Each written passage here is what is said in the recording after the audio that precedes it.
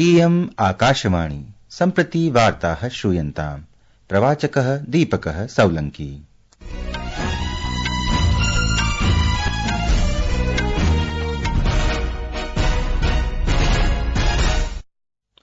आदौ मुख्यवार्ताः।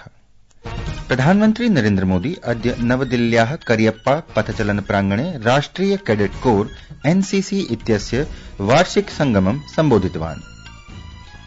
उत्तराखण्ड राज्यम् अनुसूचित जनजातीयान् अतिरिच्य सर्वेभ्यः नागरिकेभ्यः विवाह, विवाहोच्छेद, उत्तराधिकार, सम्पत्ति इत्यादिषु विधिषु समान नागरिक संहितायाः प्रवर्तकं प्रथम राज्यम् अजायत्। आम आदमी पार्टीति दलस्य संयोजकः अरविन्द केजरीवालः दलस्य घोषणापत्रं प्रख्यापयन् दिल्ल्याः जनेभ्यः जये सति प्रपूर्यमाणानि अनेक प्रकरणानि वचांसि अयच्छत्। अपि च अमेरिकादेशेन सर्वविधासु पारदेशिक सहायतासु अवरोधो घोषयता अन्येभ्यः राष्ट्रेभ्यः दीयमानाः सहायताः पुनरीक्षणाय आदेशो दत्तः।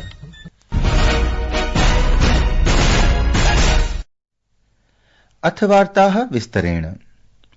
प्रधानमन्त्री नरेन्द्र मोदी अद्य अवदत् यत् राष्ट्रिय कैडेट कोर्स इति संस्था सर्वदा भारतस्य युवान् राष्ट्रनिर्माणार्थं प्रेरयति, तान् अनुशासनस्य महत्त्वं च शिक्षयति। श्री मोदी नवदेहली नगरस्य करियप्पा परेड ग्राउण्ड इत्यत्र वार्षिक राष्ट्रिय कैडेट कोर इत्यस्य सभां संबोधयन् आसीत्।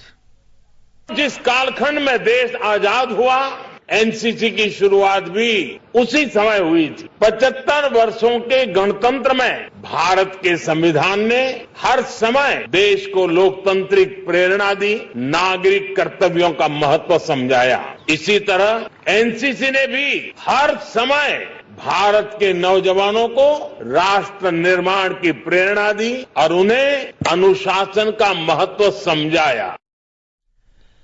श्री मोदी अवदत् यत् देशस्य युवकाः 21 शताब्द्यां भारतस्य विश्वस्य च विकासं निर्धारयन्ति इति। सः तान् वैश्विक कल्याणस्य शक्तिः इति उक्तवान्, तथा च तान् विना विश्वस्य भविष्यस्य कल्पना कर्तुं न शक्यते इति समुदीरितवान्।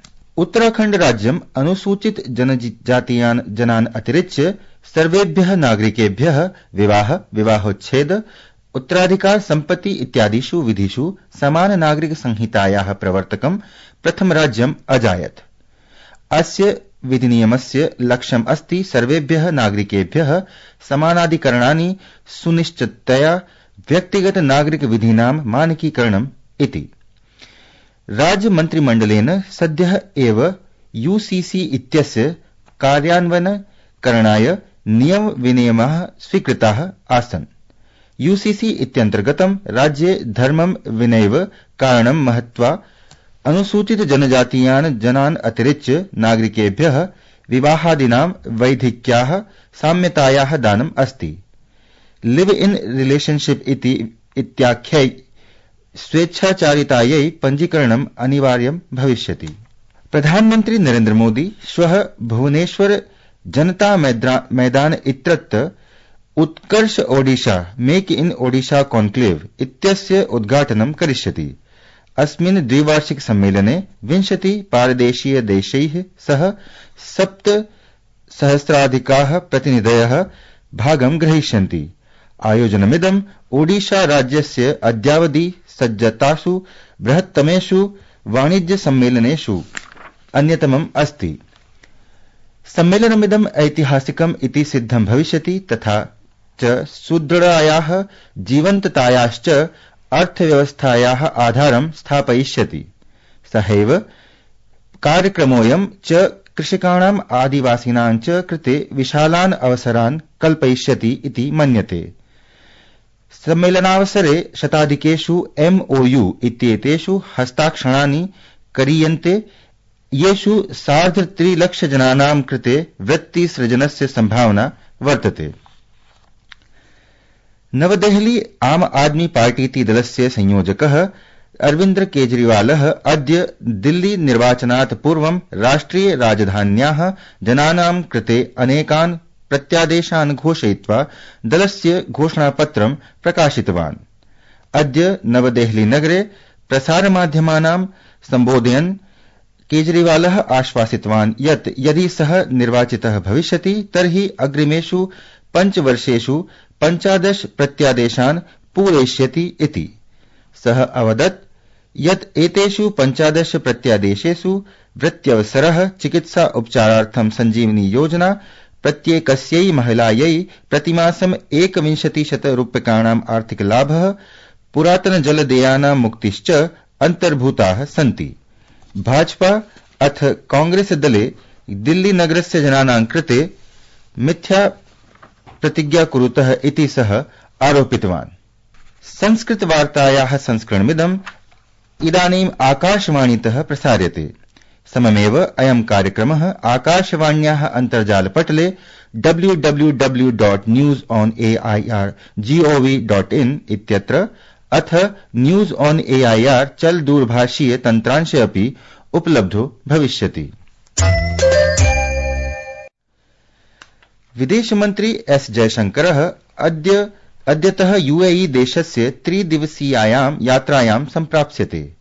अस्यां यात्रावधौ श्री जयशंकरः यूएई देशस्य शीर्षनेतृभिः साकं द्वयोः देशयोः पारस्परिक सहभागितायाः पुनरीक्षणं करिष्यन्ति। अथ द्विपक्षीय सम्बन्धान् वर्धयितुं नवीन अवसराणां कृते वार्ता विधास्यन्ति।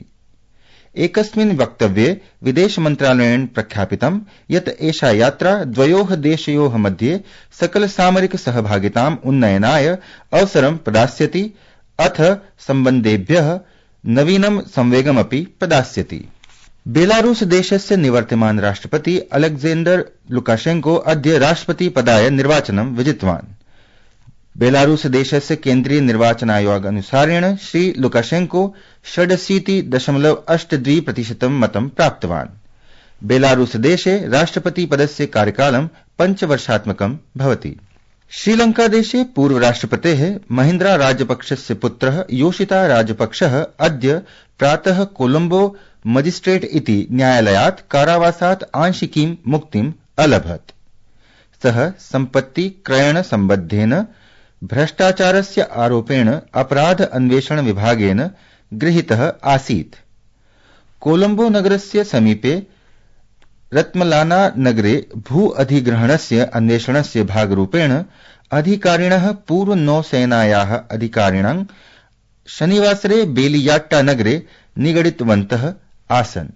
टेनिस प्रतियोगितायां भारतस्य यूकी भाम्बरी तथा तस्य क्रोएशियन सहभागी इवान डोडिग अद्य सायंकाले फ्रांस देशस्य मॉन्टपेलियर नगरे पुरुषयुगलस्य प्रागुपान्तचक्रीय क्रीडायां जर्मन द्वयं मार्क वॉल्नर तथा जॉकोब श्निटनर इत्येतौ सम्मुखीकरोति।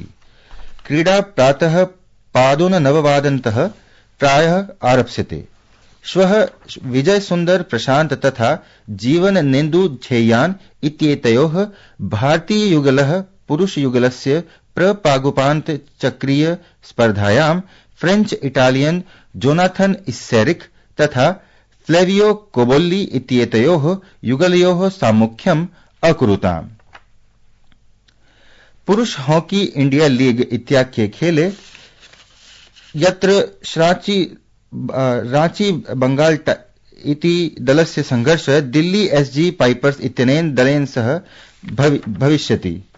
तत्रैव जेएसडब्ल्यू सूरमा हॉकी क्लब इत्यस्य दलस्य संघर्षः अद्य सन्ध्यायाम् ओडिशायाः राउरकेला इत्यत्र वेदांत कलिंगा लॉन्सर्स इत्यनेन दलेन सह भविष्यति। इदानीं मुख्यवार्ता पुनरेकवारम्।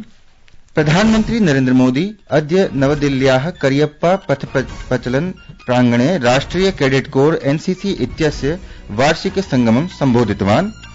अमेरिका देशेन सर्वविधासु पारदेशिक सहायतासु अवरोधो घोषयता अन्येभ्यः राष्ट्रेभ्यः दीयमाना सहायता पुनरीक्षणाय आदेशो दत्तः इति वार्ता।